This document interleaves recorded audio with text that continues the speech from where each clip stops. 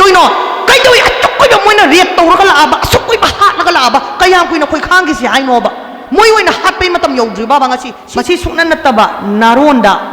yam chawba ngasi thoiba potse sigi khwaidagi chawba maru si 1988 ta Bharat Sarkar na maru hulle karai dagi Burma dagi kuki khara pusalla aga Manipur da khulai paiba group militant group ani seme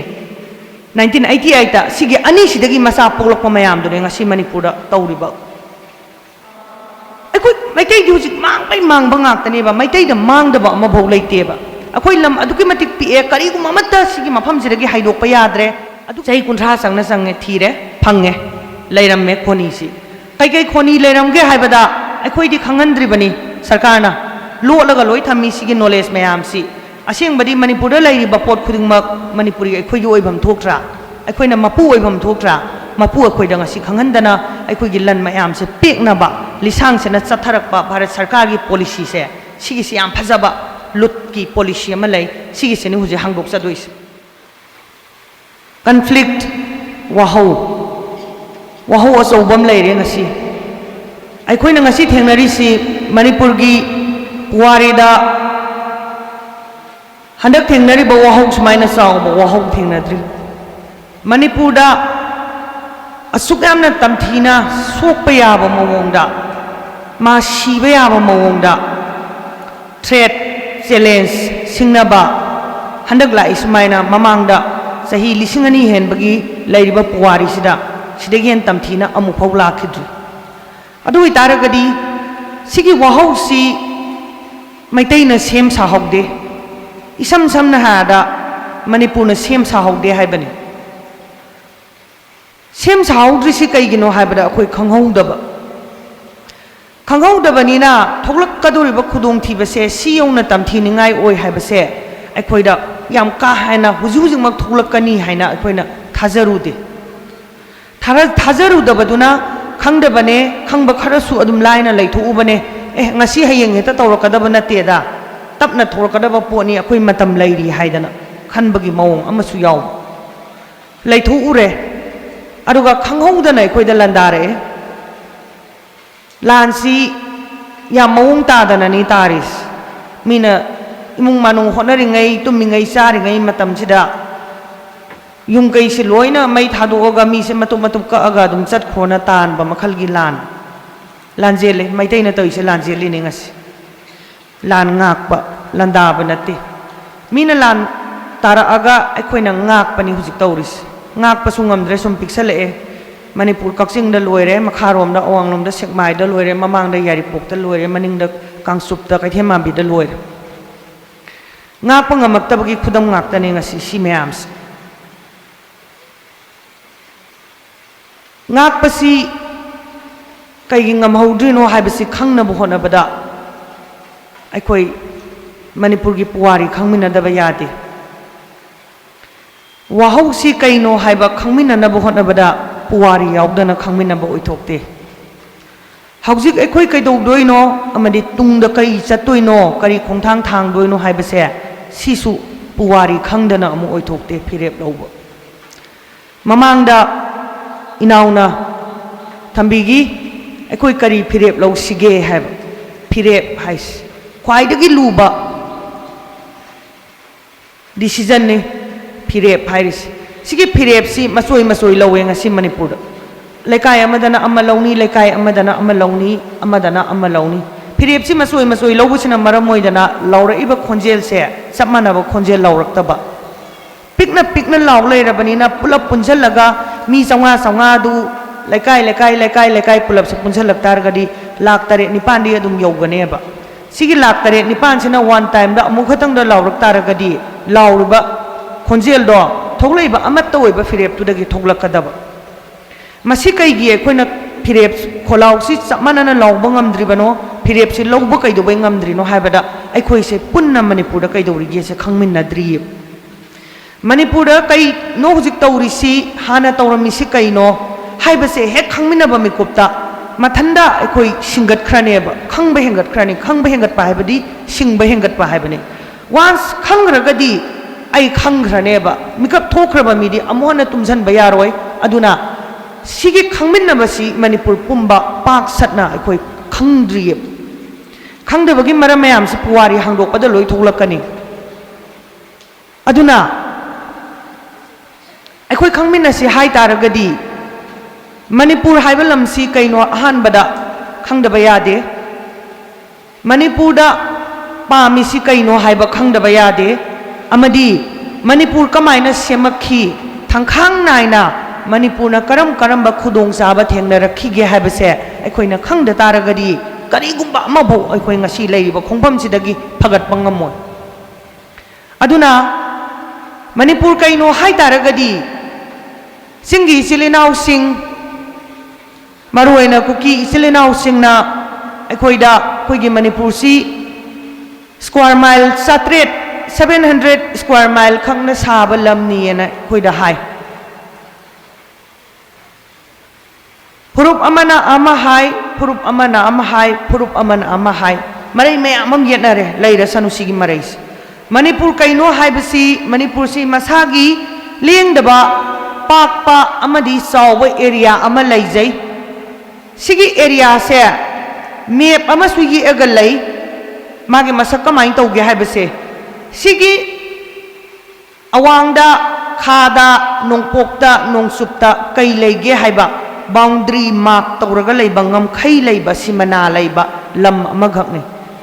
Bharat की अवांग नोंपोक लमदमदा सिगी लमसे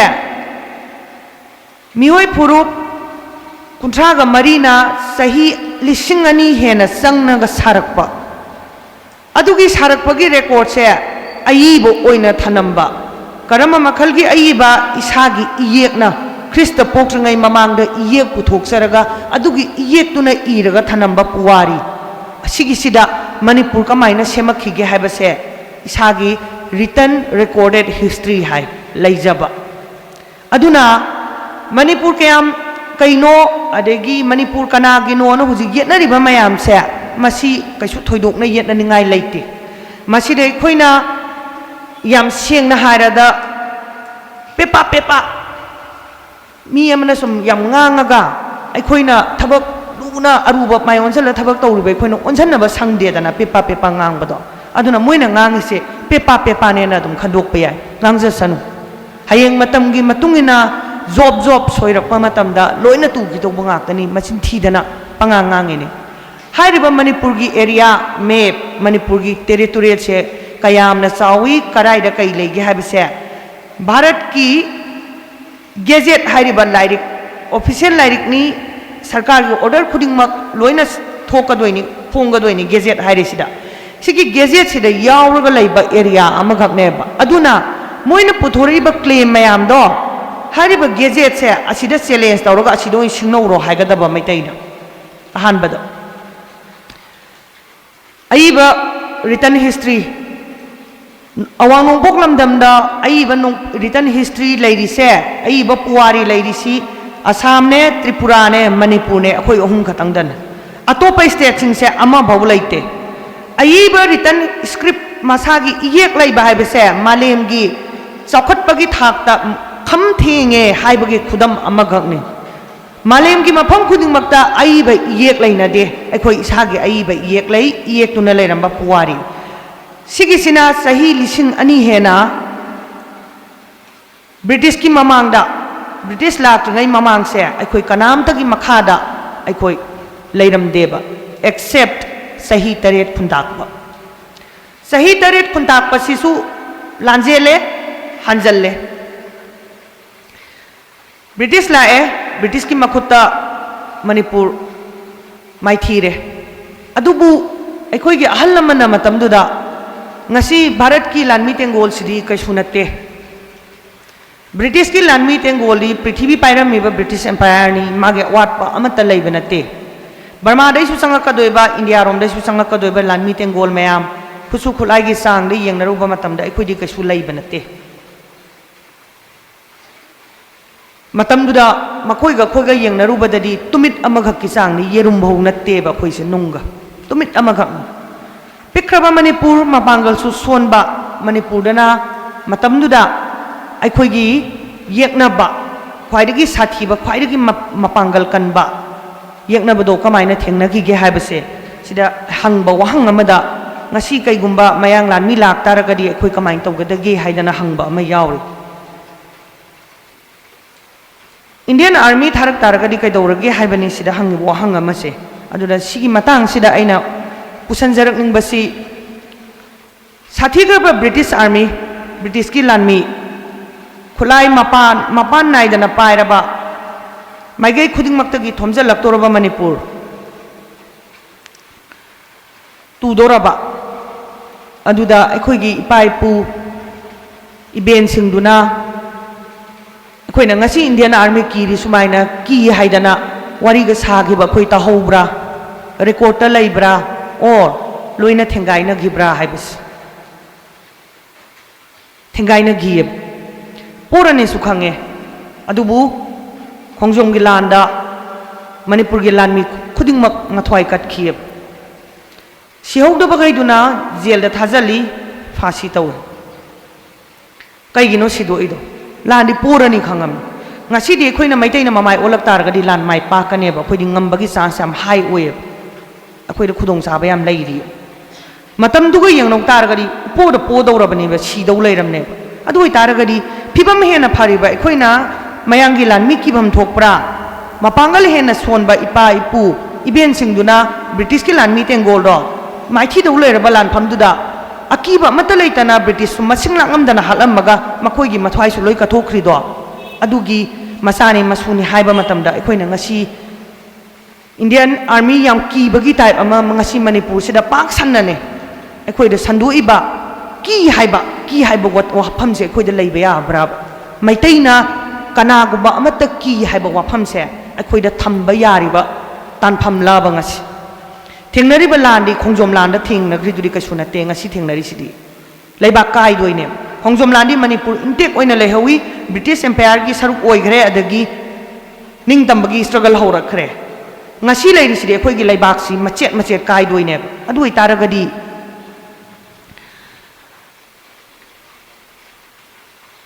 khongjom lan matungda Bharat lausalle ningtambagi movement hore Irabat thogle Irabat na Manipur gi ningtambagi amadi leibaki asengba yawol ningtambagi asengba wahan thokleina ningtamnaba mai yam sengna changsalam 1947 phawbasi Irabot na hotnabasi Irabot che ningthau macha nupi lawe ningthaugi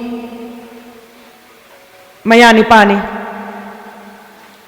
konungda phamnai bo oi mana nungai ge haina nungai ba mana hek apamba khudingmak mana phangge haibada phangoi daba mi natte loinam mai gi makhut sida nungai ba haiba khudingmak se mai makhut ta loi lei adubu ma nungai ba singdo logi de loina ka thoi aduga magi makubok ning thaudagi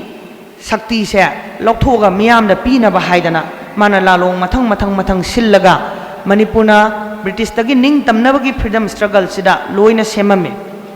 simaina semaga purakpaduna maramoidana 1947 da akhoi gi isagi oiba constitution haiba lairik si leibak amagi khwaidagi athoiba lairik ni sigi lairik se mi khudingmak leinaba ngamna dri huji leinadaba yauri amadi constitution si leinaba ngambasing si yamna saukhatpa ganatantra satpa leibak ta khatang ngammi haidana matam amada constitution ga ganatantra gi lamjen se yam kanna yangna chenarami second world war loirakpa matang swai matam sida Khanongpok Asia amadi Kha Asia Pakistan dagi hauraga Cambodia bause sisida aikhoina ihan hale constitution isagi leijaba adusu iraga isana ijaraga sana ijare khanare nainare yazare laure aduga ma thabak onthoe Constitution si semaba matungda British India na Manipur se ningtamjaro haina thadu ame khois ningtamhalamaba matungda Manipur si aikhoi gi semjariba constitution bugi makhada kai haina lauthoe aikhoi election tawrani haidana Manipur da aduga masagi state assembly ama lingkhatlani state assembly sida government amadi opposition laigani aduga inning थौना लेबाक की ममिंगी ओइना खतंग head ओइना लेगनी हाइदना constitution दे इरिबसिगी मतुंगिना अखोई 1948 ता election तौरे अदुगा MLA अमदी नॉमिनीस खल्ले सिंगदगिसु यावी तमदगिसु यावी फुरुप अचौबगई यावी यामना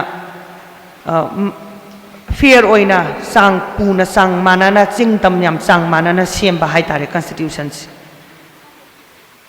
मिहु चिंसी चमानाना यानमिन्नरगा state assembly सिदा लेरे सरकार लेरे ओपोजिशन लेरे निंथौदी ममिंग खतंगी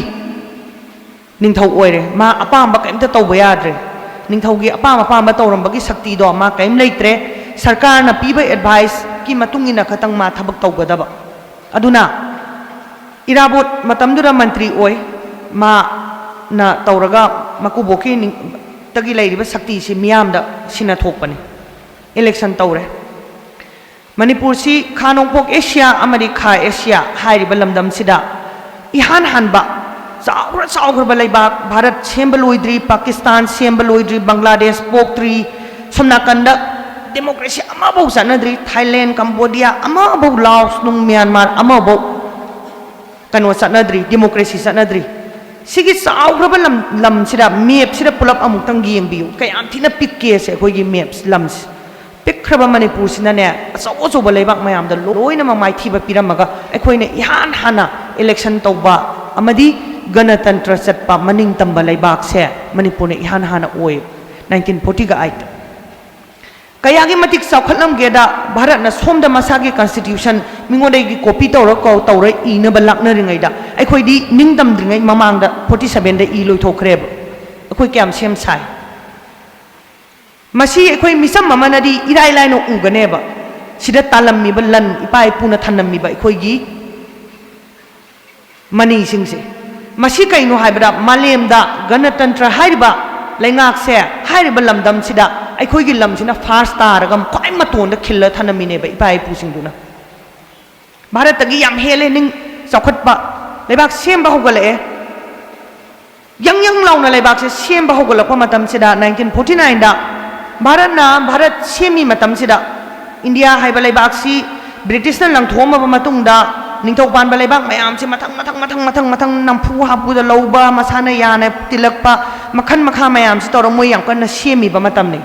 सिगी सिदा 1950 दा इंडिया सी मागे कॉन्स्टिट्यूशन से एनफोर्स तौगोइबा अदुना अदुई ममांग सिदा इंडिया सेंबा लोइहौदबा यादे हाइदना स्टेट मसा मयाम से गरा लौसलगा मोइना लौसलकपा सिगी तालक सिदा अखोइगी इनिंग थौ सिदा बाटोन लाए भारत लेंगाक्तगी सिलुंगदम त लेंबिरो अंत उनासी लेबाकी मरमदा वा अमा खनासी हाइदना सिगी मतंग सिदा मणिपुर ख्वाइदगी चौबा नमथाक सिगी बाटोन सिदगी हौ मनिंगदमना लेरमबा लेबाक अमने मणिपुर लेबाक अमना मनिंगदमना लेबा लेबाक अमदा बाटोन तौगे हाइतारगदी असेंबे एजेंडा हाइगदबने असेंबे एजेंडा हाइदना लोंजा लोंथुपनना बाटोन तौबा चटनदे मदुदी यामना चौखत्तबा कांबुना तौनै अखोइदी गणतंत्र चटना लेरिबा लेबाक मयाम सिदगी ख्वाइदगी चौखत्पा मांजिन थारगा लेबा लेबाक अमा ओइदना लेरबा मतमदुदा सिदगी सिदा अखोइगी इनिंग थौदा असेंबसे हाइदोक्ते भारतना अदुबु इनिंग थौना लेबाक मसा ताना शिलोंगदा लेंगे शिलोंगदा हेक यौबगा इनिंग थौगी यावरेबा मणिपुर की पुलिसिंग से सिक्योरिटी से लौथोअगा इनिंग थौ से राजबारी सिदा रेड लेंस हारिबा युम सिदा कोइसलगा भारत की लानमी तेंगोल हाना लेरंबसिंगदुना कोइसलगा थमखरे अदुगा नमथोअगा थनम्मबा से अमा पुथोरअगा सिगिसे सेम सोय तौबना हाय इनिंग थौना कइनो हंगबा मतमदा मणिपुर का भारत का पुनबगी चेनी एन हाय अदा इनिंग थौना सिदी आइना सोय तौबा ngamdre आइगी शक्ति मियामदा लोइ पिथोखरे अदुना आइगी सरकार अमदी मियाम तानद्रगदी असेंबली तानद्रगदी आइदी सोय तौबा ngammoy ai moi tanagigen hai aduda Bharat की एजेंट सिंगदुना कनामदा तानबा यारोय हाइदना टेलीग्राफ लाइन से लौथले लौथोए अदुगा इनिंग थौ से हाउस अरेस्ट तौरगा सोलोन चलगा थम्मे मरिनी सुबदा इनिंग थौ से नमफुदा सोय तौहल्ले हारिबा सेसिदा सेप्टेम्बर की तांग कुनमाथोय 1949 सोक लिसिंग अमा समापन निफुमापन सेप्टेम्बर की तांग कुनमाथोय सिगी तारीख सिदगिना ngasi भौसी यंगमिनस लेबाक अमगा ट्रीटी सोय तौनसी हाई तारगदी लेबाक अनी दुना ट्रीटी अमा सोय तौनसी कैद तौना दोइनो हाइबसे हाना मनुंग मपान लोय होना इहो होना वारी हाना सानागदबनी यानागदबनी Laing मानाना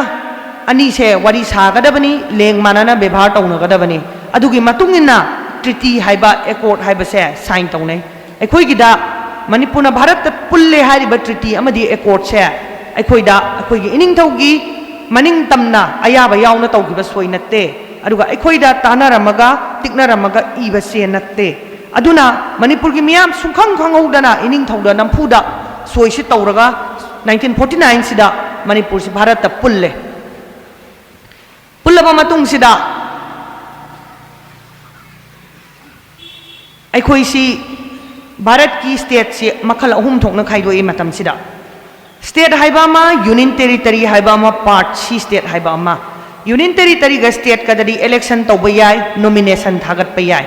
अदुबु part C state तदी election सु तौबा यादे नॉमिनेशन सु थागत यादे कैगिनो हाइबदा नंफु हापुदा लौसन बलमनिना इरांग हौरकनी अदुना मदु इरांग हौरकपदा नमथरगा थंबा ngamnaba हाइदना कमिश्नर अमना दिल्ली दगे अपॉइंट तौबा कमिश्नर अमना ngakadaba सिगी कमिश्नर दी हाइबा वाहै दी सिविल दी मालहनबा कमिश्नर से मिलिट्री बैकग्राउंड की लाकदब कमिश्नर हारिबा मिलिट्री बैकग्राउंड की लाइबा मीसिना मणिपुर से 1949 दगिना 1972 भौ ngakadoi अखोइदा खोइरांग खोइसाउनारे खंगौदना तिनग्रे मणिपुर इरांग हौरे नोइगी लमदा इलेक्शन तौरी दुमाइना अखोइदसु इलेक्शन तौगे नोइदा पुल्लु हाइ तारगदी समालेंग मानना अखोइ अमतोइना लोइनसी व्यवहार तौनसी नोइगी इलेक्शन दुमाइना अखोइ सु मिहु थागतके अखोइगी सरकार सेमजगे स्टेट हुड पियो हाइना यामना लेबाक मसा तानाने अहामबदे याम फजना हाइरमिसे मणिपुर हाइबा मतमसिदा भारतना तादबसी कयाम कुइना तादगेदा चही कुन हेन तादब स्टेट हुड पियो हाइबसिदी संविधान की मनुंगदा लैबा भारत की कॉन्स्टिट्यूशन की मनुंगदा लैबा शांति ओइबा लैबाकनेबा मोइना नंफुदा खोइ लौसनखिबदो नंफुदा खोइ लौसनखिबदु अखोइ समानने हिंगमिनसी स्टेटस अमतदा हाइबनेबा मणिपुर हाइरिसे सिगिसिदा इफाफजना हाइबसिदा सही कुन हेन संगना तादबा सही 10 हेन स्टेट हुड से हौरए स्टेट हुड की इरांग से हौरए अहामबदा याम फजना हाइरमे तादे तादबदगिदी हिंसा यावरए मियामसी कापका हाले नगा मसा आम इहान हानसी मणिपुर स्टेट हुड की अदुगी मतुंगदा 1963 सिदा सही 10 हेन मणिपुर सोमदा फ्रिंग फ्रिंग सोंगा मखोंग थिलगा स्टेट हुड पिबी ओना तालगा लावबसिदा ताददना लाआबा भारत सिनाने सुंखंग खौंदना सोक लिसिंग अमा समापन हुमफु हुमदोइ सिदा असम दगी लम मचेत अमा थोकलांग लौथोएबा हौजिक लैरिबा नागालैंड से अदुगा नागालैंड से स्टेट हुड पिथोखरेबा खोइदगी सही 9 हान कयाम चामगनी मतमदुदा सिगी एग्जैक्ट 1963 सिदा मणिपुर लालहौब सेमे कईगिनो हाइबदा भारत उसितबदो खोइदा मोइदा पुल्लो हाइदना नंफुदा पुल्हलगा पार्ट सी स्टेट ओइना थंबा अदुगा नमधरगा थंबा अखोइना कॉन्स्टिट्यूशनल ओइबा मोइगी लैबाक थुगाइगे हाइबसु नत्तबा स्टेट हुतु खतंग पिबिरो अदुगा समानलेंग मानना पुनसे हाइबदसु ताद्रबा अदुगा अखोइगी मांगदा नागालैंड नोंमै मरु 5-10 खा कापे हाइदना सटलाउना स्टेट अमा हाना लैरमदा पोट अमा खक थोकलांग पिथोखिबदो अदुदा मणिपुर की लैरमिबा मतमदुगिदी नहानी अखोइगिना इपा इपु अहलमन ngakdani इबेन ngakdani मखोइसिंगदुना मतमदुदा नहारोन सेमग्रेबा लालहौबा कैगिनो हाइबदा सिगी लैबाक सिदा तिल्लिगैदी अखोइसे पुनसीदा मणिपुर की तुंगी वारी से अमबौ लैत्रे लैबाक से तपना तपना लोइसल्ला अनि अदुना सिगी लैबाक सिदगी निंगतंबा तालहौबा नतना निंगतंबा से सेटलगा लहौबा नतना मणिपुर की तुंगी लंबी लैते हाइदना 1963 दा सिगी फंडामेंटल सिदा मणिपुर निंगतंबा तानगदबनी निंगतंबा फंगदबनी हाइदना मणिपुर मर्जर एग्रीमेंट से अखोइ सिंगना सि हाइदना हाइरगा 63 सिदा अखोइ हौरे न सिंगदना नागागैना होरई तमदना मैतैना अयाम्बना नमना ओय तमदा हौरिबा लान अदुबु लैरिबा सेंट्रल कमिटी की जनरल बॉडी मेंबर मयाम दो सिंगमी कुकी सुयावी नागा सुयावी अदुना तमगी खुलाई पाइबा पुरुप मयाम अमा पुल्लगा सेमेई नागागैगी सेमेई 1963 दा नागालैंड पिथोक्रा मतुंगदा अदुम पीद्रेबा अदुम स्टेट हुचिगी तौ लैरे सिदगी अमु यूनियन टेरिटरी ने थुत्थान अमु तौसनरे चटपा यादे अदुगा 1972 दा अखोई स्टेट हुट पिरेबा भारत सरकारना सिगी मतम सिददी लालहोबा सेमग्रबा चही 9 गी मतुंग ओइग्रेबा थेंगमनग्रेबा मतमदुददी अखोई वाबा याबा वाग्रे चही 10 हेना स्टेट हुट की दमकता नोइदा हाइजबा याबा हाइजग्रे नोइना ताबीगिद्रबनी अदुना अखोइदी नोइगी स्टेट हुचे अखोइदा थोइदोक्त्रे अखोइ निंगदंबने हेना मरु ओइरे हाइदना मणिपुर की प्रजा सिंसे निंगदंबगी खोलाउसिदा लोइनमक सौगतलगा मणिपुर दा लैरिबा हौरिबा लालहौबसिदा प्रेक प्रेक सांनो लालहौबसे याखतलकपा मतम ओइ मसी इमा इबेन सिंग पा इपल अहल लमन सिंगना खंगबिगनी मतमदुदा नहारोन से अदुके मते yang yang launa सौगतलकपा नहारोन याखतलकपा नहा मयामसिना सितौरकपा मतमसिदा थांगतासी मतमसिदा थांगतासी रिवाइव तौई थांगतासीदा लांथांग हाइदना थांग अमा लै असेंबगिदि मैतै मसा खुदिंगमकसे अखोइ लांथांग तमगदबनी लालुपता सिजनरमी लान थांग मखलसे लांथांग सिनी लांथांग सिदा लोइना यावरबने लांथांग सिदा लेबाक निंगबा लेबाक कमाय तौगदगे लेबाक निंगबा अमना कैदौगदगे हाइबसे लांथांग सिदा लोइ यावे ब्रिटिश ना मदु खंगबदगी लालुप थुगाइरगा लांथांग सि थिंग सानबा थिंगमे लांथांग सि 1970 सिदा रिवाइव तौरगा लांथांग सानबा होगलए मितै मसा मरक सिदा अदुगा लांथांग सि तंबा लोइरगा लोइ लालहोबा यावथोखरबा अदगी मणिपुर सरकारना लांथांग से अमुक थिंगे ngamdre thingba paktakna hetta saugai yaunare alambadu tanbadu nganna pirambana phaina sini ningdam tan chale pharak tare bharat ki phiban kai batare territorial integrity haibadu bharat ki su territorial integrity nam lay moi gi su moi gi boundary se kai ba yadi haiba aduna sidi koi thugai ge hare kamai tawni haire thugai ba se ngamdre thugai ba si lalhobgi ihau si thugai ba ngamdre ba bharatna makok paire makok pai ba sida ahan bagi 1949 dagina 72 bawsina mangak lai khatlaga mana kallaga ekhoina ngang ba sungta ta da bagi phase ama bharatna chathaki ba thongse 72 dagina haujuk phawsina counter insurgency program lalhoba thengnana ba makhalgi program policy laibaki thawong haitare policy haitara gadi lalhoba thengnana bagi policy sida moina khwai han ba policy ama chathai sigi policy se khanghodana late 1980s soklisingama marphugi aroiba decade sigi loisalakpagi matam se sida ikhang khanghodana manipurda syringe ta kapa heroine number 4 se khangyo yaurakhi masi ima sing ahalon gaina loi khangbigani hana leiramda bopot amakhak manipurda paktakna number 4 khangka ka pakhibra ima sing सिगी कापाई number 4 से मथंड संगक नत्ते भारत सरकार ना Burma दगी golden triangle दगी नंबर 4 से पूरा अगने मणिपुर ड्रग की लान से हौवे मतम सिदा कईगिनो हाइबदा लालहौबा यावगिदनबा लालहौबा यावगिदोइ सरुकपुदी मखोइगी नहा मयाम से निशा पिजरगा ओइना हातु ओसी हाइदन अदुना निशा से हाइजल्ले नंबर 4 दा पाक्तकना तुखरे सीधा बगैदुना अदुम सोलगा सोंदम नादमना पोलुम मोइना लेहौरे अदुगा नंबर 4 सीगा HIV हारिबा AIDS सिगा पुलप फंगजनरे सिरिंज येनरुबा सिदगी सिगी HIV कंट्रोल तौनबो हनबदा सिरिंज शेयरिंग सि यारक्तबदगी नंबर 4 से चलक्त्रेब अदुबु भारतना मणिपुरदा ड्रग की लान हौरबनिना लान से लेप यादेबा कईगिनो खुनाय अमा मुथत के हाई तारगदी ख्वाइदगी लाइबा नोंगै मरुवम कापतना मुथत के high तारगदी drug Huygens Gadaba drug से अथिंग पमता लैतना लोइन हाइजनबा सही यांखैदा लोइ तुमनबा मांगनेबा अमत्ता मखा समदनबा लेहौरोयबा सी कैदौगे हाइबदा चाइना दा याम ममिंग चलगा लैबा नहा खैनदि खंगनी ओपियम वार हाइरिस मसिगी से कानी हारिबा हौजे अखोइगी पोपीदगी सुंगी हारिबा गमसे सी पाक्तकना चाइनीज मैम से पिजरगा चाइना से लोइसल्लगा थम्ममेबा मतम अमदा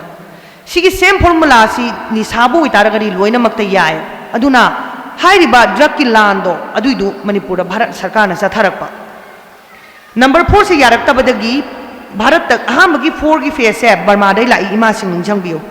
बर्मा दे लाई कईगिनो कराई दे लाके से कोई खंगा रिकॉर्ड तहोरगा थमदबा अनी सुबह फेस से भारत की फार्मास्यूटिकल इंडस्ट्री फार्मासी सिंदगी लाएब फार्मासी कंपनी सिंगसिदगी सिगिसी कई ड्रग नो हाइबदे गुली हाइबदो होइना SP-N10 कप सिरप अहुम सिना मपुंग ओइना चाही कुन 1995 की मतुंग अमदी सोकलिसिंग अनि मिलेनियम हौरकपगी चाही ट्रांगा सी अनि सिगा पारगा चाही कुन की मतम से भारत की फार्मास्यूटिकल इंडस्ट्री ना सुंबा हारिबा गुली अमदी कप सिरप सेना मणिपुर अमुक तोरा तुगै हैजले मणिपुर अदुना कोई मखा ताबा बेच मयाम अमा गुली सारगा हारिबा मतम सिदा पोखिबा पाखंग फागिबा अंगांग सिंसी नुपिम चाबो याउना गुली चाबा मयाम अमा मणिपुर अखोई लैगी NDPS हारिबा ड्रग की एक सिदा SP टेबलेट ता याउरबा हिदाक से सेमदोरकपा NDPS ता चिंगहलकपा अदुना SP टेबलेट सी अतोपा हिदाक अमा हंजल थादोरकपदगी पालक्तबदगी ड्रग चाबा सिंसिना ड्रग अतोपा मुसिलेबा अहुम सुबह फेस सिदा सिगे अहुम सुबह फेस सिदा सारी सिना WY गा हीरोइन नंबर 4 सिगा मैखु ओइना सिंगे अहुम सुबह सिदना सिगे अनि से मु कराई दगिनो हाइबदा WY सी चाइना गा म्यांमार गा दे लाए अदुगा WY सुंगी बा पोचना भारत ना सप्लाई तौ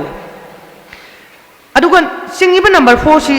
ना कराई दगिनो हाइबदा म्यांमार दे पुसले मणिपुर पुसले इसे अदुगा नंबर 4 बाउ सुंगनबगी स्टेज है ब्राउन शुगर कौवे कानी दगिना ब्राउन शुगर बाउ से कानी से लोकनबा पांबी पोपी सी याउना थारगा कानी लोगा कानी दगी ब्राउन शुगर बाउ से मणिपुर पुथोगा लेरंबा अखोइदगी पुथोकपा ब्राउन शुगर सी म्यांमार दा थादोगा 4 ओइना सुंगागा अखोइदा थाजलगा अखोइगी अंगांग हैना सारगा अतैगैसिना लोइनमक भारत सब कॉन्टिनेंट सप्लाई तौब फेज अहुम से निंजंबिरो इमा सिंग इसिलेनाउ से 2023 दा हुजिक 4 गा WY गा गी मतमने हुजिक सी लेरे ड्रग की सांग सी फतबगी सांग से सुम सोक्सले सुम हेंजले मसिंग सु हेंगले क्वाय अहमद अमदा होरखिबनी अदे अहुम अनि लाखरे हुजिक सु क्वाय साथीबा अनि पारगा सारे 23 दा सिमा थंबिरमो अमु हंगतलगा नंगा साइ 1980 सिदा मु येंगसी सिगी सिदा मणिपुर दा लालौबा मयाम सी 1980 सिदा कापा होरखी इमा सिंग निंजंग बिब्रा सडनली लालौबा मयाम अमा कापगा हाटपा होरखिब्रा 1980s दा हाटपा होरखी कापे याम कापे मांग बसु खुयाम अमनी मतमम दा मांगरिसे खुदम मोइन हादा बिजोय कुमार अंगांग सिंग दी निंजंग अरोय इमा सिंग दी निंजंग नि काबु काउसनरा अबने बिजोय कुमार थीबा दुम फंगिद्रे ख्वाइदगी अरीबा मांगिबा मी खरदनी सनामसा अदुम मांगरे सही ट्राइन थोइगिनी सुमाइन तौदना मसिंग लांगमदबा मयाम अमसु मांगरे मसिंग लांगमदबा मयाम अमसु हाटखरे नमना अखोइगी पिबा ngakta थिजलुबा मतमदा फेक एनकाउंटर गी रिकॉर्ड ते येंगुबा मतमदा सिग्री मयाम से 99% मैतै ngakta अदुगा नुपाना लोइना नम्मे नुपीदी रेप तौरा हाटपनी अदुना सिग्री मयाम से अदु इतारगदी मालाल होबा नतबा नतबा तोंगाना लोइ थमग्रसी अखोइगिदी पिबा नत्रा जत्रा नत्रा युम मममगी अदु इतारगदी नंबर 4 दा तोरा तुग्रे अदुगा कापगा हालिसी 1980s तै हालकपदुदा 2012 फौ हाले अदु इतारगदी कयाम सिरमनी सिगी हाटपगी पॉलिसी सिमा ड्रग हाइजनबगी पॉलिसी अमा सिगी अनिसना कैदौरे ड्रग चाव याबगैदुना ड्रग ता सिरे चाव यादबा लालहौबा यावबसिंदो अदुदुना फारगा कापगा हाटपा ग्यान ताबिरब्रा इमासे चौराकपा अमा तौरमिसे कैनो हाइबा अमा अखोइसी माइगै करोमदगी थोमजलगा हाटपा मांगहनबा तुमहनबा अखोइगी इसासिंगसे कमाय तौरमगे हाइबस मणिपुरगी नहा मयाम सिदा मोइना तौबिरमिसे अदुना हाटपा हाटलगा 2012 फौ हाटले 12 दा लोइरे मियामना खोंजेल कांखलंगमपदगी उपाय लेरक्ट्रे यूनाइटेड नेशंस का योगसलकपदगी हाटपा ngamdadana लेपे सिदगी अमुक हंदोकना अमुक चपमाना अमुक काखत्से 1980 गा 283 सिदा सिदना अमुक पॉलिसी अहुम सुबा अमुक चथारे सिगी अहुम सुबा पॉलिसी सिना मणिपुर रिसर्च तौवे रिसर्च अमा भारत सरकार ना थादई मणिपुर गवर्नमेंट की थ्रू दा सही कुंथ्रा संगना तौवे रिसर्च से कई थीनबा मणिपुर कई कई खोनी फंगे थीनबा सही कुंथ्रा संगना संगे थीरे फंगे लेरमे खोनी सी कई कई खोनी लेरमगे हाइबदा अखोइदी खंगंद्रिबनी सरकार ना लोलगा लोइ थम्मी सिगी नॉलेज मयाम सी असेंबदी Manipur लेरिबा pot खुदिंगमक Manipuri अखोइगी ओइबम थोक्ट्रा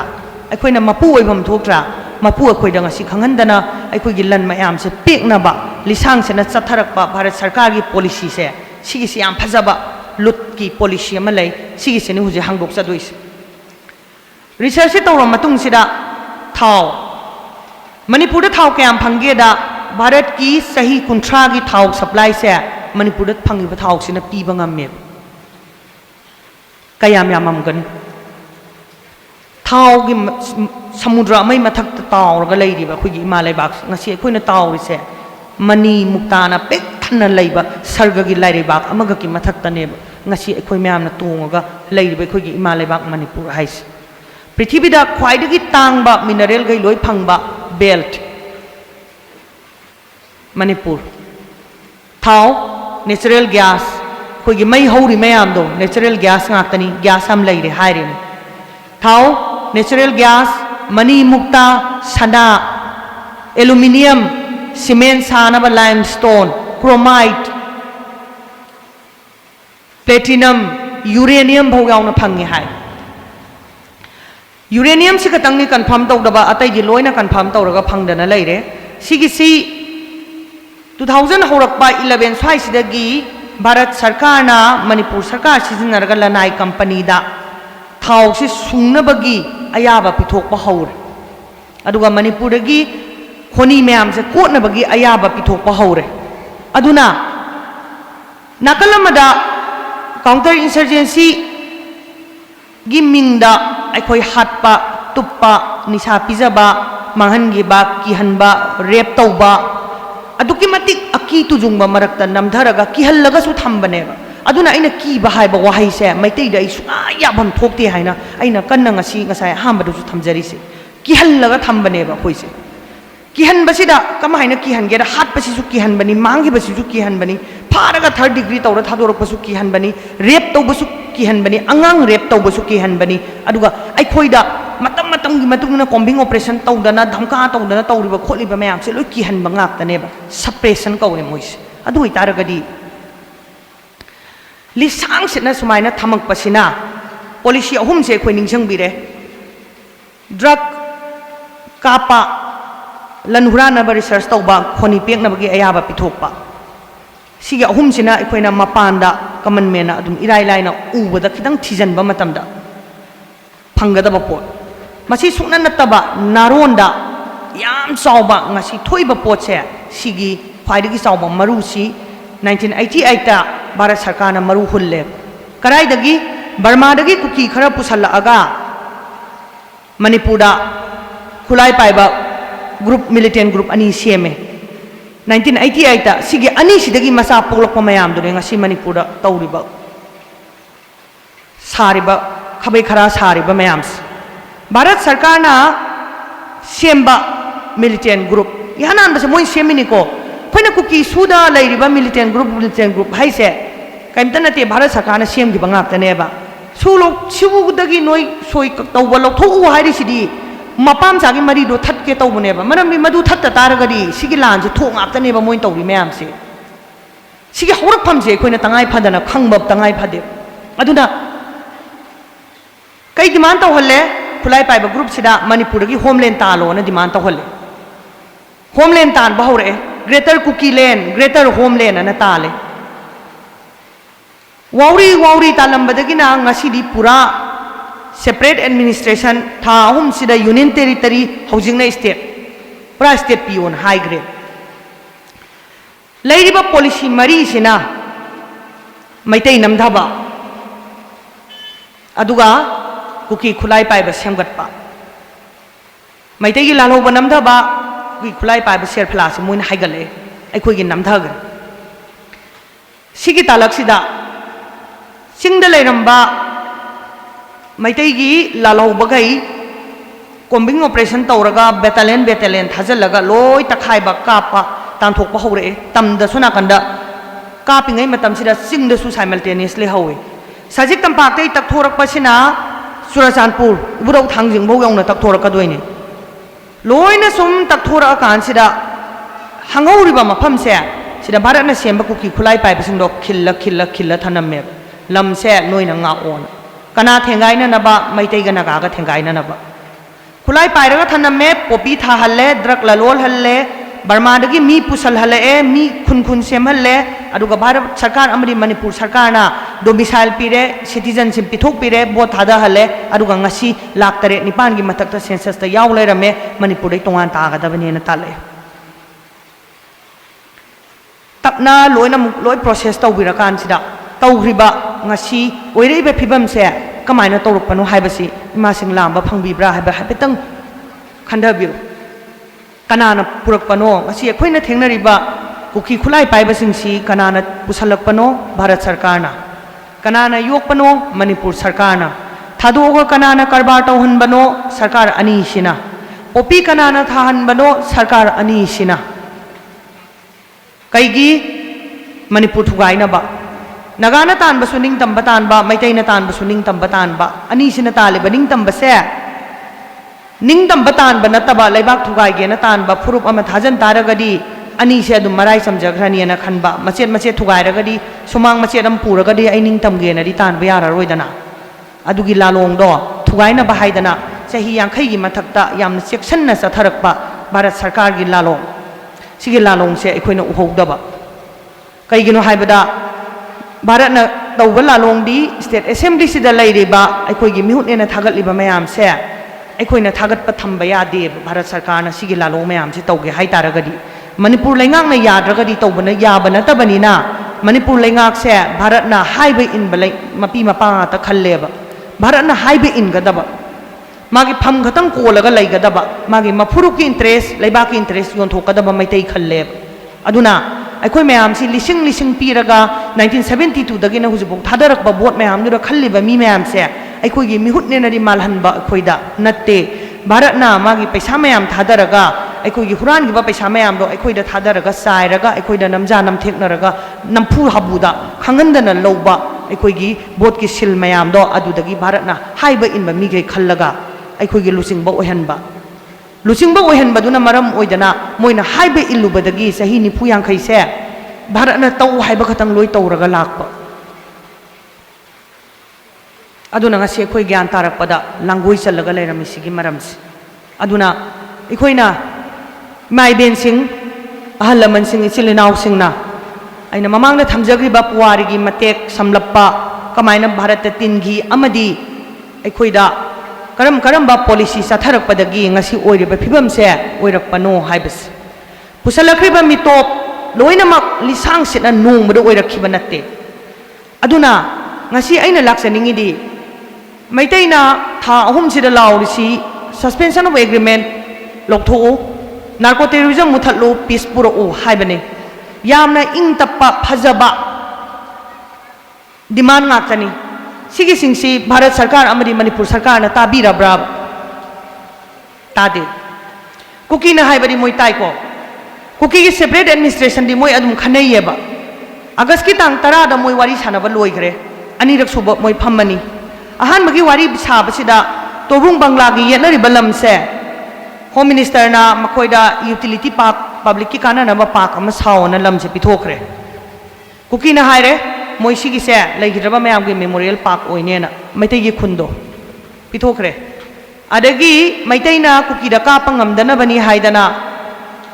buffer zone से याम कन्ना सेमनी हाइरे होम मिनिस्टर ना कंसु कंखत हली हुजिक हेना कंखत हलनी आर्मी खतंगना nga ani हाइरे हाइबा थबकसी मणिपुर सिंगा तमगा कुकीगा मैतैगे मरकता संबंध अमा खाबनेबा मणिपुर तोंगान तारा सी हाइरिसिदा अदुगी लई अमगा पाइजना हअगा सिंगबा हौरकपा होम मिनिस्टर ना मणिपुर की सरकार सुतानरमदे मैतैगी representative अमता सुतानरमदे मिटोप Burma दगी Lakpa अमगा India दगी Lakpa मयांग अमगना Delhi दा फजना फम्मगा Manipur थुगाइनबा खनाबा अदुदा मणिपुरदा अखोइ ngasi kainta khumba ngamdana tuminna leiri tang 10 dagi ngasi tang 12 yau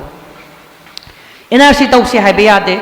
state would नत्र यूनियन टेरिटरी नत्रगदी कयम लौररो हाइरे कुकी ना हाइस अदु इतारगदी मणिपुर थुगाइसी हाइबगी एजेंडा दा ngasi कुकी सिलनाउ सिंगा भारत की होम मिनिस्टर गा वरी सानबा हौग्रे अदु मैतैना तौदोइसे कई मणिपुर सरकार ना हाइरे अखोई लान का पलेपसी अखोई लेबाक इंधरसी तपथरसी हाइबा ताबीब्रा इमा मासिन तारमगनी खबर दसु यावबनी रेडियो दसु ताबनी लेबाक इरांग तपथरसी दि हाइबको अदुदा लूरीब वाफमदी अखोई लान से यारा बराबर लोइसनबा लान लोइसनबा यारा ब्रोय मासिन यादे कईगिनो हाइबदा अखोई लममदा हंजंद्री सिगिबा मयाम अमा मांगिबा मयाम अमा रेप तौरगा हातोगम थीखंगदबा मयाम अमा अखोई मैतैदी हुजिक मांगबै मांगबा ngaktनेबा मैतैदा मांगदबा अमा भौ लेतेबा अखोई लम अदुकी मतिक पिए करीगुम अमत्ता सिगी मफमसिदगी हाइदोकपा याद्रे अदुगी मथक्ता मणिपुर की बाउंड्री अमा खाजलइबा कक्सिंगदा लोइसले संमाय लोइसलेइबा हुजिक सिगी फिबम सिदा इसागी खुनसु लोइना मुलहौबा युम कैसु लोइ तोरा तुगै मैतै लिसिंगदा हुजिक मयुम मकै लेइतना साइदांगगा लेइदोरिबा भरा सारगा लेइ भरा दर लेइदोरिबा रिलीफ कैंप लइ म्यामसि कराइदगी भरा हुल्लगा करी सुरगा नोबा मोइना हुजिक अनौबा पुंसी अमा सेमकदोइसे मसागी मयुमसिदा मसागी मरैबाकसिदा मैतै म्याम अमा हुजिक साइदांगगा लेइरबनेबा सिगिसिदा अखोइना ngasi तौदोइसे कैनो अखोइना लानसे हंदोकपा यारे हाइरगदी अखोइ खुदिमा अदुम तुमिन्ना लेइरसि अदुगा लानसे ममांग चौक्सनसि लानसे ngमथोकनसि हाइतारगदी अखोइ कैदोगदगी हाइबस अदुना मांगदा हुजिक अइना थमजग्रिबा वाफमसिंगसिदा हंदोकने येंगाकानसिदा ngasi ओइरेबा मणिपुर की फिबमसे भारत सरकारना मणिपुर से थुगाइनबाना लिसांगसिना होटनरगा लापदो अदुगी थुगाइनबगी पांडमदो फंगबनेबा अदुना मणिपुर थुगाइनब होटनबसिदा भारत सरकार की मखुट याम चावना यावे मणिपुर सरकार की याम चावना यावेबा मरमदी भारत सरकार ना तौनिंग तौबा मतमदा मणिपुर मांगनब तौबा मतमदा मणिपुर सरकार ना येंगगा लइयेबा कई हाइबा तागे इमासिन कई हाइबा तादे मा येंगगा लइरबनिना याबनेबा अदु ओइतारगदी अखोइना तौगदबसि कई सिंगना लावबना ताबा मैतैना लावबना ताद्रेबा अदु ओइतारगदी हौजिक लइरेबा खोंफमसे भारतना मणिपुर थुगाइबा अमा अखोइना भारत थुगाइबा अमा अनिसि मरका ngमथोकनत्रगदी याररोय अदुना लाक्सनिंगिसि अइना ngasai sida hangbirakpa wahang amada yam phajaba wahang ni masigi wafang wahang se Manipur पुंबा Meitei मरक्ता याम चावबा इसासी यामना कीबा फावहनबा सोंदहनबा तोंगा अमगक संदुई मसिगी तोंगा सि कैनो हाइबदा अखोइदा पियार लाक्तारगदी इंडियन आर्मी ना अखोइसे लोइना हाटख्रनी अखोइसे लोइ रेप तौग्रनी अखोइ कमाइन तौगदगेन हाइनब्रा मासिंग हाइनैको अदुदा अइना लाक्सनिंगिसे इरुजतारगदी सोतबा यारोय लान तौतारगदी सीदबा यारोय अदु ओइतारगदी लान से मखा चथरगा लान से ngमथोकनसि हाइतारगदी अखोइ सीनबा सेम सादबा यारोय अहानबदा थेंगनगदौरिसे कुकी नते भारत की लान मिसिंग ने अखोइना थेंगनदोइस कुकी दि सुमाइना लोइसनगदबा नते कुकी लोइसनगदबा तोंगाना अखोइ खतंगना लोइसनगदबनी मोइना कुकी ngaआगा थमनबा यादे अदुना अखोइना थेंगनगदोइसि भारत की लान मिसिंग थेंगनगदोइनी मणिपुर पुलिस अखोइदो ओनजलकनी भारत की लान मी अखोइदो ओनजलकनी मैतैना पुवारीदा लिसांग सिना अखोइदा अकीबा हाइबसे अखोइदा अमत्ता लेरक्ते अखोइ येकनाबा ख्वाइदगी शक्ति लेबा खुलाई पाइबा येकनाबा खुदिंगमक थेंगाइनरगा मुक थेंगनरगा ngam थेंगनरगा लापा फुरुपने मसिगी साखीदी कैनो हाइबदा भारत हाइरिबा लैबाक सिगी मनुंगदा लैबा लम अमत्तदा इंक्लूडिंग जम्मू एंड कश्मीर यावना मैतैना भारत लेंगाक सिंगनरगा लाइसे सुमाइना कनामतना सिंगनबा ngamde ngasi भौदा मणिपुर खक्तना मैतैना खतंग भारत सिंगनरगा लाए ngasi भौदा थक थक नि कै सिंगनै मतम पुंबदा कश्मीर सिंगनै कश्मीरना नोंमैगा बोमना सिंगनै अखोइगिना तसेंगनमकी मोइगी मपोट मचै उसितना मोइ खोंगावनरगा मालेम सिनबा थुंगना खोंगोइनरगा अखोइना सिंगनै मैतैना सिंगनबगी सांस हौजा हौजा थंगांग नाइदना स्टेट हुड हक्तक्ता लालौबा सेमक्पा 8 शेड्यूल जून 18 मनोरमा संजित रबीना अखोई कमाइन तौर थेंगनरकी ILP इहो अखोई कमाइन तौर थेंगनरकी जून 19 कमाइन तौर थेंगनरकी लेबाक थुगाइगे हाइबा मतमदा लेबाक सुलकपा मतमदा मैतैना ngasi bauda lisang sina kapaga halakpasu maitai nongmai maru mamang de lepaga leibak sokngai de khoi hana halona songjan basu maitai leibak tumna ba mai tha basu maitai maitai gi makhutta ngaktani bharat sarkar na handuoga turaga sat khri mayam se ngasi bauda loina handokkhibani ai khoi na hoba ihau khuding makta kai gi maitai gi marin awang nong poklam damda lalobgi khwaidagi wahau leiba mafam ne awang nong poklam damse sigi sida bharat maitai na singnari sumaina singna bangam ba phurup amata leite akhoina da singnara gala I aduna ai khoi sida loisan ge haidana bharat na lisang sina chahi yankhai gi mathakta ngasai gi mamang da thamjagri ba policy mari se sigi makha da chatharaga ai khoi se namdha na bohnar pada namdha bangam da na leira ba phurup ne drug pizarasu namdha bangam dre कापगा हालसु नमधर बंगमद्रे rape तौरसु किहन बंगमद्रे अखोइसे अदुम थोलकपा अखोइसे सुंगन हंदोक्तबा सुकी कीदबा फुरुप अखोइसे इंडियन आर्मी की ना संदोइसे अखोइ यानिंब्राब अइना हंगिसे मैतै अमोइना मैतै खुदिंग मक्ता अखोइदी येंगनाबा खुदिंग मक कनात कीदे मणिपुर की येंगनाबा खुदिंग मंग कागा अखोइ खुदिंग मक थेंगनगनि ना लैगदबा नत्राब मीगी मखुता अखोई सिबै खल्ली कदबना अखोइना मी क्या हाथ सिगे से खनबम थोक्तरा बाबूजी कैगिनो मयांग आमी कदबे की दोइनो मोय कया लैगे सिदा मोय कया लैगे मैतै अमगी मतुना म सोपा मतमदा मोय चामा मंग ककेन खनगदम नत्रो मंग समद पाइरा याला लेपदम नत्रो मैतै यमदा मतुनाम छि सो नोय ngambरे यंगेना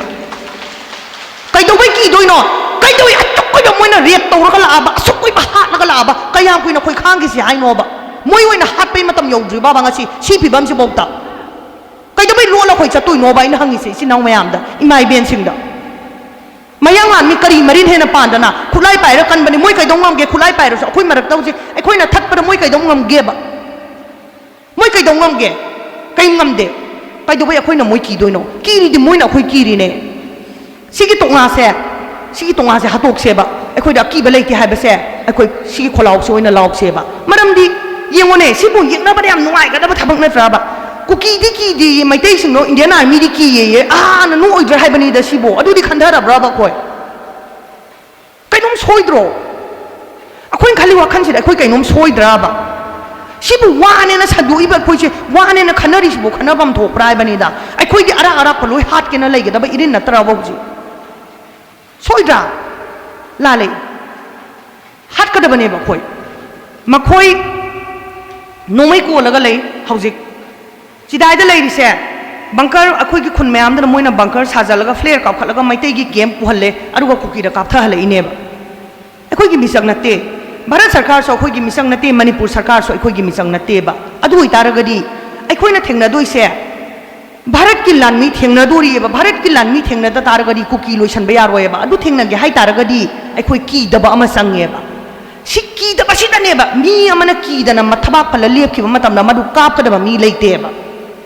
पलेला कुकी की नंगाय नबदा कमाइन तवे टियर गैस कापिको मैखु दुलोय की मतमना पुलक अदुम लेप लेरमे कैदा सुकाइरम ले फकलांग दong लेप लेरम सुमद्रा मिन तैदो सुमद्राबा अखोइसु अदुगी इरिनदो अखोइसु पानबम अमा थोक्तब्रा हाइबनिदा कुकी देन तम थिबे इरिन नंपान कुकी दी इंडियन आर्मी की दे मोइदि यानरगा ले अखोइनि इंडियन आर्मी की हाइ तारगदी मोइगा यानरिबा इंडियन आर्मी दुना अखोइ ngamni हाइबा नत्रो सि मैतै जे पुरा अखोइसि थमाइग्रबा अखोइसु वाखल खंदा बंगमद्रबा हाइरिबा पोचिन मैतै की मरिन से मयांग ने सटपा ngamba वाहै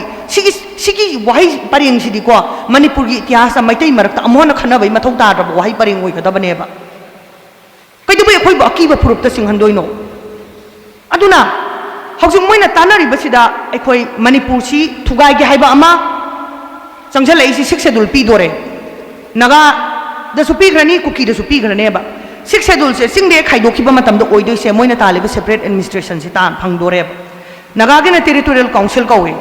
फ्रेमवर्क एग्रीमेंट तालिबा पोचे मैतैना यादना थिंगा लेबनी हौजिक दिल्ली ना होलिसे जम्मू एंड कश्मीर अहुम थोंना थुगाइगिएबा अदुमाइना मोई मयांग मसेन द तौब थौदोक दो मणिपुर द याने ना अदुई फॉर्मूला द पालगा मणिपुर द चथबनेबा नो याम खतनरबनी ना उपाय लेत्रे तोंगान तोंगान सानरो अहुम थोंना येलगे मैतेगी ना शेड्यूल ट्राइब लौरो चिंग द शेड्यूल 6 शेड्यूल पीखरगे हायरगा लोइसनदोइनेबा मोइनो होटलिबा अंक से सिगी अंक से तौबा मतमदा मैतेना यारक्तबनेबा हुजी मैतेना हौगलकपसिदा इंडियन पार्लियामेंट निक्तना असेंबली पार्लियामेंट फंबा ngamद्रिबने हुजी भारत नि इसे मैतेना नि इनेबा भारत निक्पंगमिबा भारत की पार्लियामेंट द प्राइम मिनिस्टर थोलकपा ngamद्रिबा नो कॉन्फिडेंस मोशन कौरकाना कतम थोगलाइबा प्राइम मिनिस्टर वा मसेदा मंगांगबा ममाय फिरुखुमदना लोलगा कोइचेल चेललिदो मैतेना नत्रा करी अखोइना मयांग की बखोइबु मयांग की बफुरुकलो नो लाक अमसे लोइ हाट के नंग लेगदमने ngamसु ngamनि अखोइना सिगी तालकसिदा अखोइना लावगदोइसे सुसु लोइ नाकन्दा थमग्रसि नार्को टेररिज्म सु नाकन्दा थमग्रसि लोइ नाकन्दा लाइग्रसनोबा सि लाव भारत न तारारोयबा स्टेट हुड लावबदु सु तारकते हौजिक सु तादे सुंताव तारोयबा मैतैना लावबदि मोइना तादुसि करम कांदा तागदगे द ऑप्शन अनि खक लै मैतैना तोरा तुगै मै थारकपा इम्फालदा मी सिदोरा कांदा मोय खोंफम मतम पुंबदा हंदोकने कोइना तौगदबसे अखोय भारतदा हाइगदा वाफम अमा लैयेबा कुकीना तालिबा नगाना तालिबा खुदिंगमक कोना लाकपा ngaktani 1949 दा भारत ता तिनग्रबा मतुंगदा लाकपा मई ngaktani सिगी मयामसे सिगी ममांगदा मणिपुर दा सिगुंबा सक्तम अमता लैरमदे मई अमता लैरमदे भारत ता पुनग्रबा मतुंगदा थोलकपा मई ngaktani सिगी मई मयामसिना हाइबसे नंगना तारगा लेबाक थुगाइनबा नोइना नंफुदसु लौजनग्रगा आइगी इरैबाकसे थुगाइनबा होनरे हाइ तारगदी आइगिदी हानादगी चही यांखैगी मथक्ता तालकपा दाबी अमा लैरिएबा अखोइगी मणिपुर मर्जर एग्रीमेंट की वाहौसे लोइसनसी हाइदना अदुगा निंगतंबा हंजिनगदबनी हाइदना अखोइ मणिपुर की लान अमा लैजरिएबा अदुना सिगी लानसिना इरिलिबा लानेबा अदुना अखोइगिदी मर्जर एग्रीमेंट वारोइसन लोइसनसी अखोइ निंग ओइना तमजरगे हाइदना मैतैना निंगतंबसे सेटलगा लहोबम चंगेबा हंदक निंगतंबा लहोद्रगदी मणिपुर कायरनेबा इमासे कायरनी 6 शेड्यूल पीग्रनी हौजिक अखोइ कइंता तौबा ngамोय अखोइगी लैरिबा अखोइगी निफुसिना अखोइगी दमक्ता पाम्बोम तिंगगा थब मसा थबक रिजाइन तौदना पोस्टगी रिजाइन तौदना असेंबली दगी रिजाइन तौदना असेंबली दा अदु रेजोल्यूशन पास तौदना लैबा की दमक्ता मर्जर एग्रीमेंट वारोसिन पुरकदबनी का हाइबा ngamदना मोय करिंता हाइरा अरोय अदुना मणिपुर पुंबदगी अखोइना लावगदबा मैतैना लावगदबदी अल्टीमेटली सिदा सोदम तारक तौ लैरबनी लैत्रेबा मैतैगी लंबी अमता लैत्रे अदुना अखोइगिदी भारत ngam thoknaba natana अखोइ द लंबी लैते अखोइ हातनबसु सेम सासी अदुगा अखोइ निंगतंबा सेतना लहोंगनबा खोला ओइना लहोरसे निंगतंबा तालहोगदा तारगदी भारतना सुंता ताररोय मोइना ख्वाइदा कीबा डिमांड से मर्जर एग्रीमेंट का निंगतंबगनेबा अदुना सेपरेट एडमिनिस्ट्रेशन कई क्रादी मोय यम तारी स्टेट हुड कई क्रादी कुकिंग अनंग नहान थोलगा यम ताबनीना ताजरसनु अदु इतारगदी सिगी मणिपुर की मनुंगी वारी से अकोइ सिदी कोना लोइसन नजरगे अकोइ निंगतम बहाना लौजरगे मणिपुर मर्जर एग्रीमेंट की वारोइसिन से अकोइ लोइसन सी अदुगा मणिपुर दा भारत की फिबानुंग दा कना कना लैबा पामी मपान दा कना कना लैबा पामी हाइबसे वोट तौना सी हाइदन यूनाइटेड नेशंस कौरगा इंटरनेशनल वाच बॉडीज मयाम कौरगा मणिपुर दा मॉनिटर तौहलगा थम्मगा मणिपुर दा भारत तिनिंग कनानो तिनिंगदब कनानो हाइबसे अखोइ यंगथोकनरसी हाइना अदु भौगी थाकता अखोइ ngamthoknaba मचंगे इमासिंग इसिन नाउसिंग भारत कै खोइगा सिंगनगे हाइतारगदी ngasi अखोइना थेंगनरिबा लानफम से लान ngamगे हाइतारगदी मसिगी डिमांड से तौरगा मणिपुर से सिना भारत से अमोकन्ना कक्का कुटनीति मैम से तौबा यादे मसिगी लेबाक सिदी थेंगबा भौ यादे हाइबसे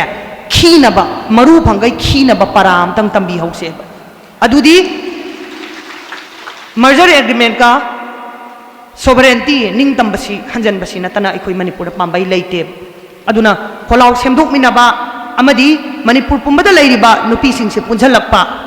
क्लबसिंग से लोइना पुंझलकपा अखोइगी दमक्ता पूरगा चलंबा सिविल सोसाइटी ऑर्गेनाइजेशन सिंग लाक्त्रे हंदक मतंग सिदा ला आरोय मोय लाखिने न ngairaroisi aduna